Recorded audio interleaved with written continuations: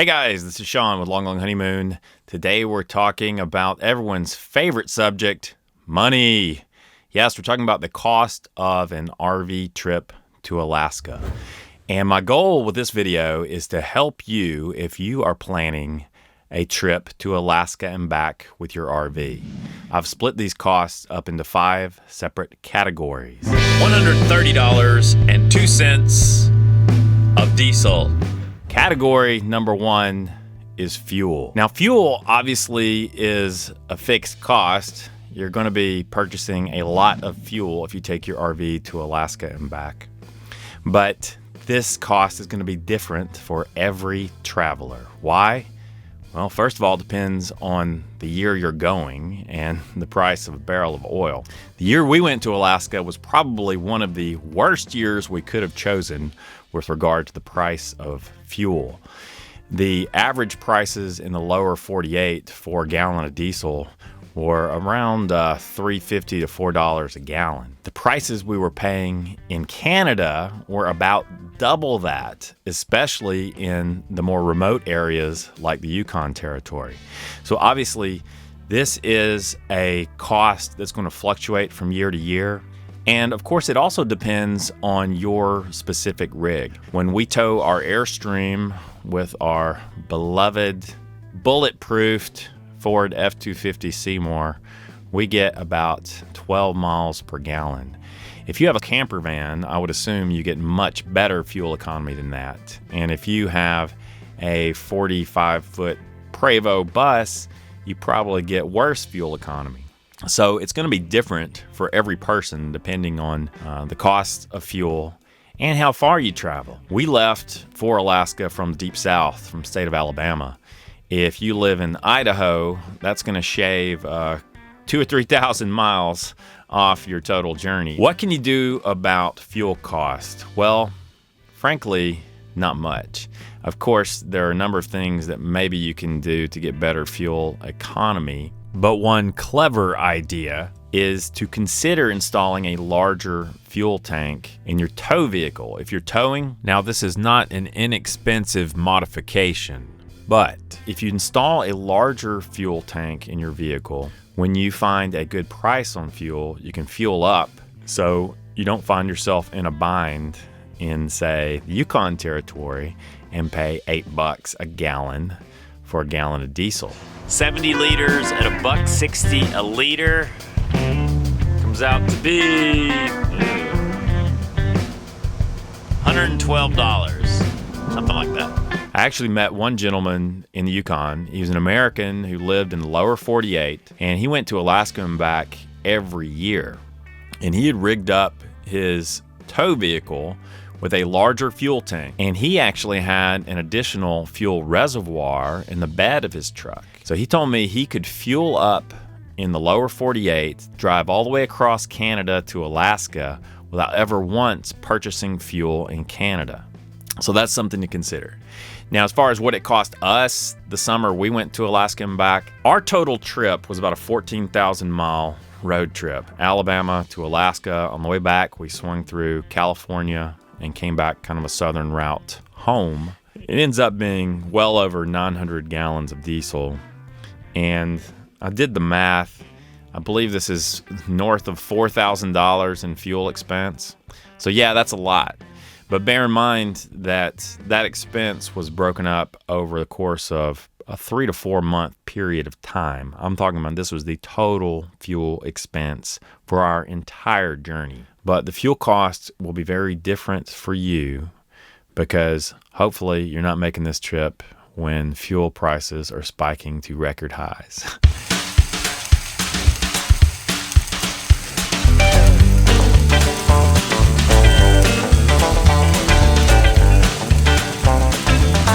Category number 2, food. You're gonna have to eat on your way to Alaska and back. Sorry to break this news to you. Food expense is very personal. It all depends on whether you have a ramen noodle budget or do you have a steak and lobster budget. And it's all up to you. The great advantage you have as an RV traveler is hopefully you have your own kitchen and your own refrigerator and freezer. I advise that you really stock up on food heavily before you leave the lower 48. And there are a number of reasons for this. First of all, when you're on the Alaska Highway, there simply aren't that many places to shop. And when you do shop, you're typically paying these Canadian prices. Everything is more expensive. Sorry, don't shoot the messenger. It's just more expensive in Canada, especially when you're in the remote areas. I recall stopping in one grocery store in a small town in Yukon Territory, and the price of a gallon of almond milk was right around $7. This is a gallon of almond milk that back home we would pay $1.99, maybe $2.99 for. So the prices for groceries were at least double what we would pay in the lower 48. And of course, this also applies to dining out. Now in the Yukon, you're not going to have that much opportunity to dine out, frankly, because restaurants are few and far between. But when you do, it's going to cost more than it would cost in the lower 48. And of course, this also applies for Alaska itself. I recall having a plate of fish and chips in Alaska, and at a simple little quick serve kind of fast food restaurant, and the fish and chips were $20. They were really good, but they were $20. Now, in Alaska, we did dine out from time to time. You just need to be judicious when you do it. And I would say food expense is an area where people can really save a lot of money on a trip like this. That's a great advantage to RV travel.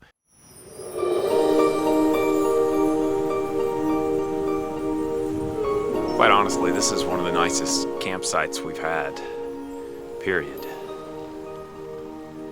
Anywhere. Category number 3, campsites. Now, Alaska and the Yukon Territory and British Columbia are very RV friendly, meaning there are not only a lot of campgrounds, there are also a lot of places you can pull off and park your rig overnight for free. And yes, we did do this. Typically, on our Alaska journey, 1 out of every 3 nights probably, we were boondocking or camping for free, basically, in some area. I mean, often it would be a turnout to pull out the side of the highway, or, it could be even a Walmart parking lot in certain parts of British Columbia.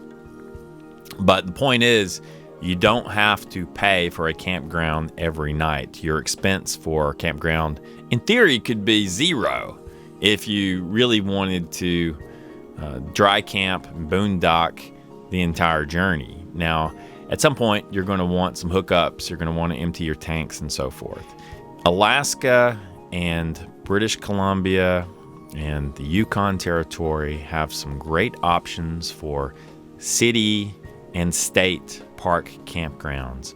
In Canada, they're called provincial parks, and they're absolutely beautiful. They're cheap. The average expense was like $10-12. Now, some of them have dump stations and some do not. Some of them offer free firewood. The campgrounds themselves are gorgeous. So I would say 1 out of every 3 nights was free.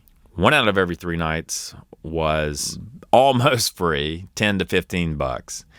And then 1 out of 3 nights was a full hookup campground. The point is, with campgrounds, again, it's a personal choice. Depends on your preference. Do you want full hookup every night, or do you want to boondock every night and pay $0? Because both extremes are theoretically possible.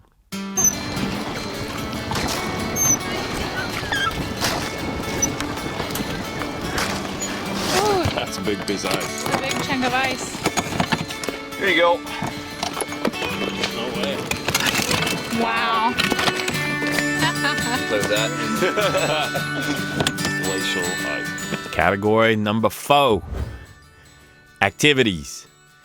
Activities are where you can really spend a lot of money in Alaska.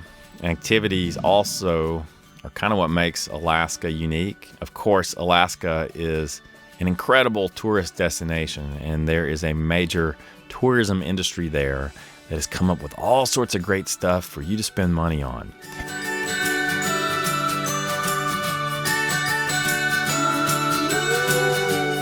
stuff is really cool. It's really fun. It's really memorable.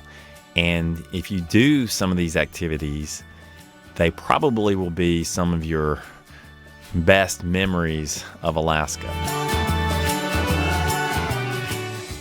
Because when else in your life are you going to hop into a raft and paddle out to a glacier? When else are you going to take a boat ride and see a glacier calving or watch killer whales swimming? Quite simply, there are a lot of really unique activities you can pursue in Alaska, and they do cost money. I mean, for example, you can do private plane rides. That's quite common in Alaska, actually. When you get up there, you're going to find that there are all sorts of cool things you can do. Obviously, you're going to have to pick and choose. I advise that you do a little bit of homework, a little bit of research, and have an idea of what you want to do before you go up there. You can also have a ballpark idea of what it's going to cost. In our case, there were 2 or 3 activities that we did that I felt were really great experiences and added a lot to our overall experience in Alaska. First and foremost, we did a day boat trip, day cruise, whatever they call it, from Seward out to Kenai Fjord National Park. And on this boat trip, they had a big salmon bake. So we got Alaska salmon for lunch, and we went to watch a glacier calving. We saw pods of orcas swimming in the wild, which is the way to see an orca, and all sorts of wildlife that day. It was simply kind of a magical experience to go out there and see raw Alaska in that fashion. That boat trip cost us right around $300 for the day, so you can see how this can get expensive quickly. I'm sure the prices have only gone up since we were there, but it was really a fantastic experience.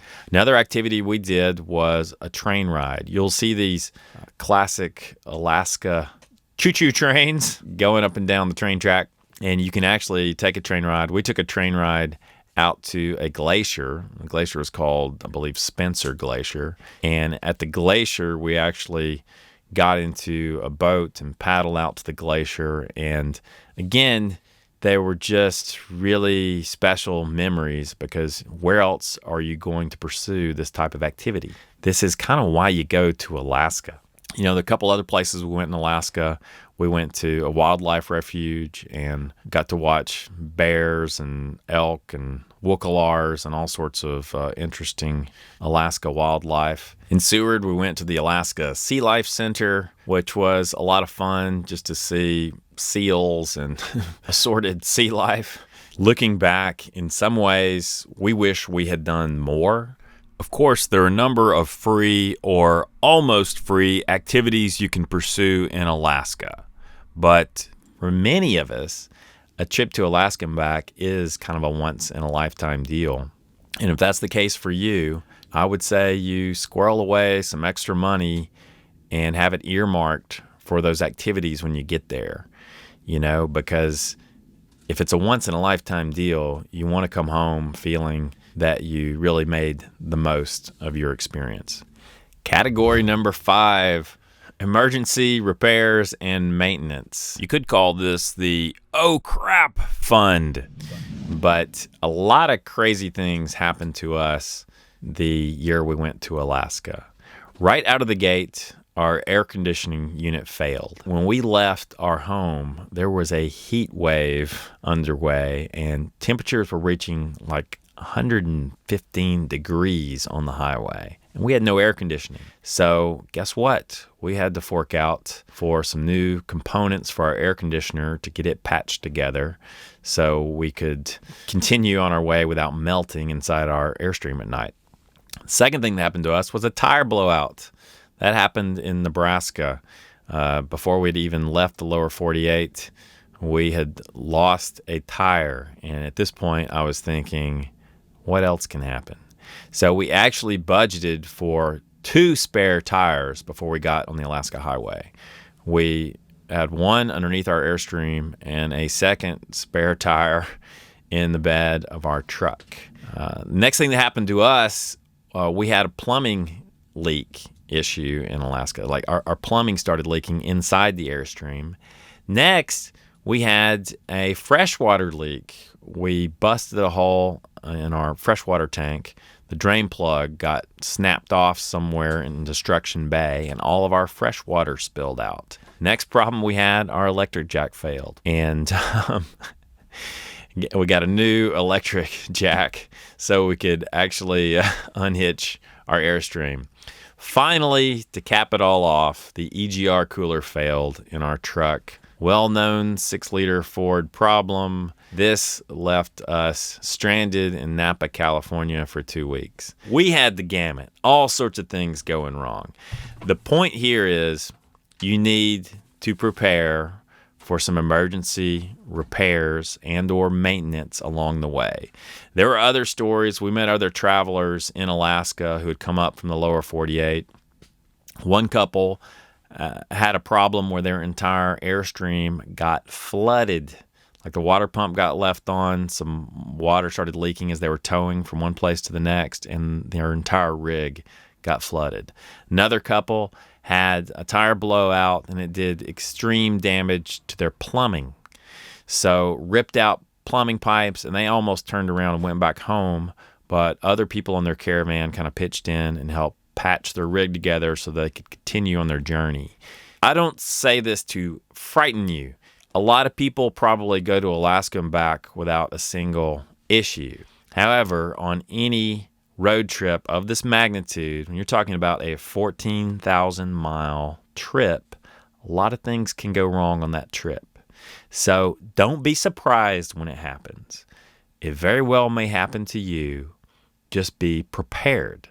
If you have already budgeted for it and you're expecting it, it makes the whole situation so much more tolerable when it actually happens. If you haven't prepared for it and it happens, then you're going to blow a gasket. And I don't mean just the head gasket in your diesel truck. So prepare for it. It's going to happen to you, but hopefully it won't.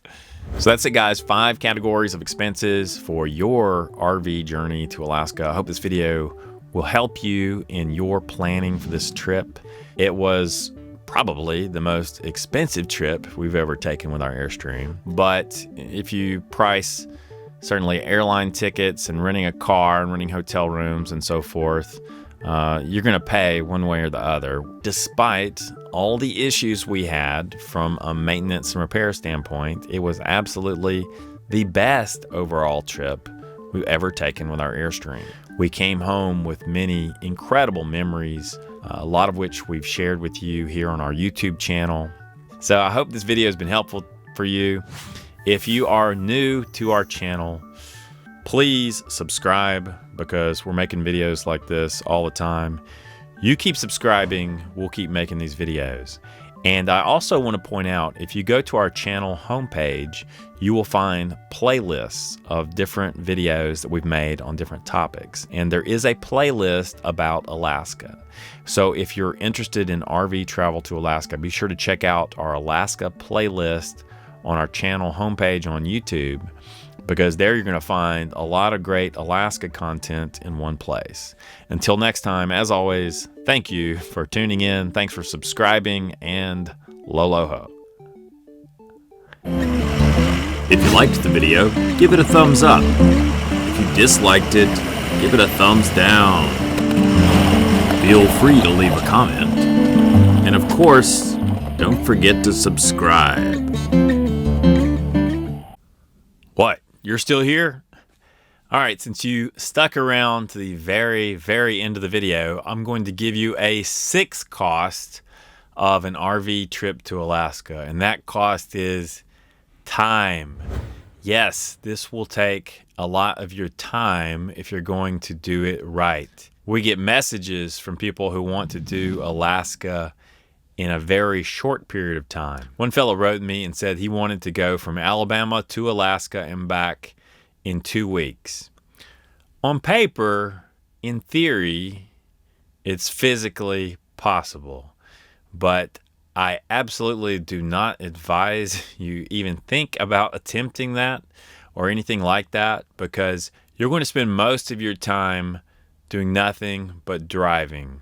driving long, long days. And I simply think that will suck the fun out of the experience. It's almost more of a stunt than it is really a chance to experience Alaska. So unfortunately, time is a cost that you'll have to budget for to do this right.